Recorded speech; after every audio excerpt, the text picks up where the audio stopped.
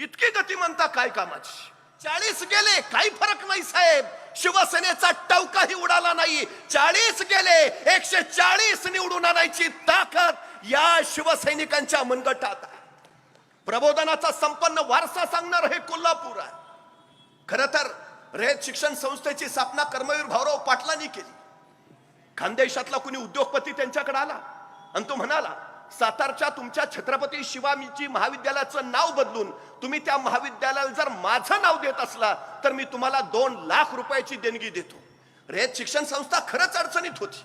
कर्मवीरांना पैशाची गरज होती आणि खानदेशीच्या उद्योगपतीनं सांगितलं माझं नाव द्या, 2 लाख देतो. ताडकन कर्मवीर कडाडले. एक वेळ मी माझ्या बापाचं नाव बदलेन पण महाविद्यालयाला दिलेलं छत्रपती शिवाजी महाराजांचं नाव बदलणार नाही. हा स्वाभिमान इथल्या मातीत आहे.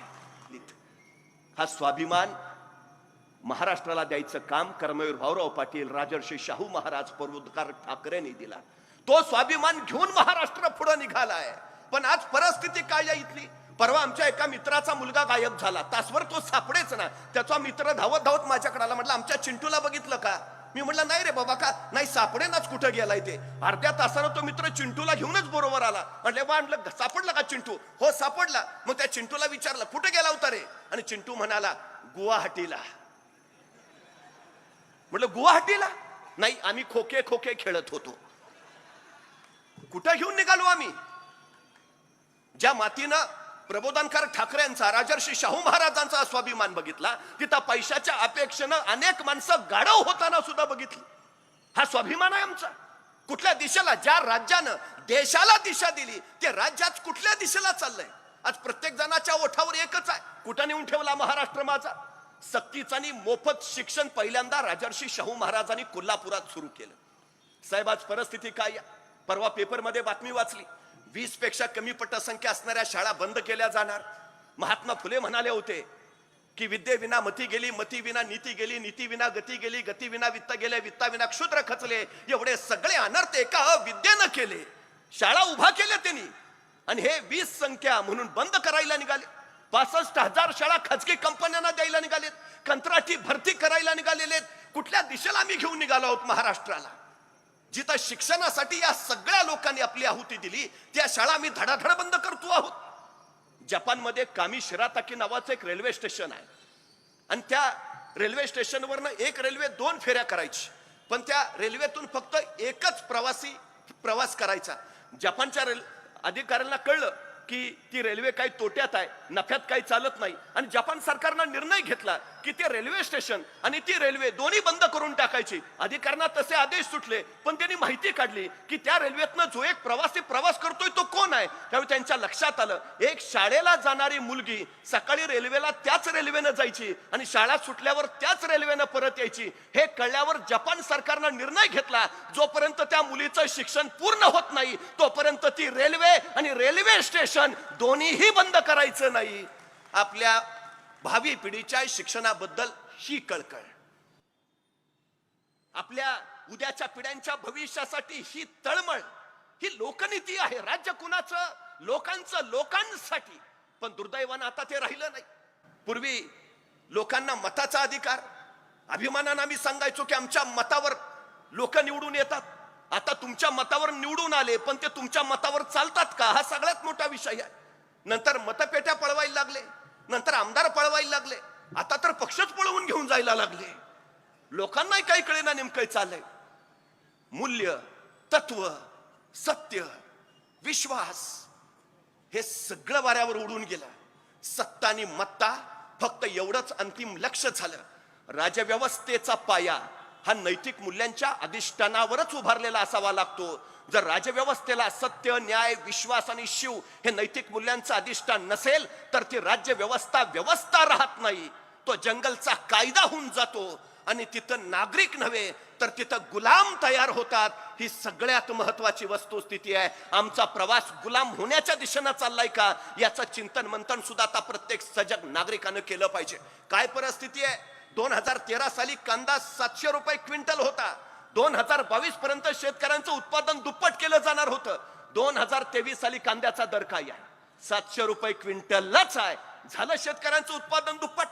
काही नाही, रोज 10 ते 12 शेतकरी आत्महत्या करतायत. उद्धवजी ठाकरे मुख्यमंत्री होते, सोयाबीनचा दर 11,000 रुपयावर होता. आज दर काय आहे? 4,600. शेतकऱ्यांच्या आत्महत्या तुम्ही थांबवणार होता, थांबवल्या नाही. रोज 10 ते 12 महाराष्ट्र शेतकऱ्यांच्या आत्महत्यांमध्ये क्रमांक 1 वर आहे. नुसत्या घोषणांचा महापूर. इकॉनॉमिकल ग्रोथ भारत 5व्या क्रमांकावर. अहो तुम्ही एकीकडे जीडीपी पुढे गेला, ग्रोथनी 5व्या क्रमांकावर आला, ते सांगता खरं, पण देश दरडोई उत्पन्नाच्या बाबतीत 141व्या नंबरवर फेकला गेला, हे तुम्ही तपवता. म्हणजे 4-2 लोकांचा विकास होतोय, बाकीच्यांचं काय?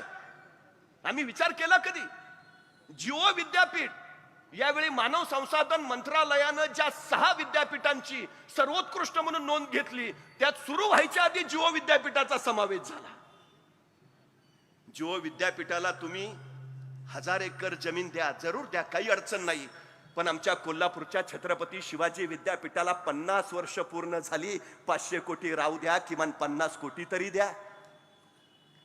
कुणाचा विकास करताय? कुठल्या लोकांचा विकास करताय? उद्योगपतींचा 65,000 कोटींचं कर्ज माफ केलं जातं, पण शेतकरी मात्र कर्जाच्या बोजाखाली दबातच जातो. ही अलीकडची सगळ्यात मोठी वस्तुस्थिती आहे. कुठल्या दिशेला घेऊन चाललो आम्ही? कोण इथं आनंदी आहे? अंगणवाड्यांचा संप चालूच आहे. जुनी पेन्शन मिळावी म्हणून आमचे नोकर लोक संप करतात. समाधानी कोण आहे? सुखी कोण आहे? वेगवान सरकार, गतिमान सरकार. तलाठी परीक्षा 200 मार्काची आणि मार्क पडले 214. इतकी गतिमानता काय कामाची? कुठल्या दिशेला? काय नेमकं?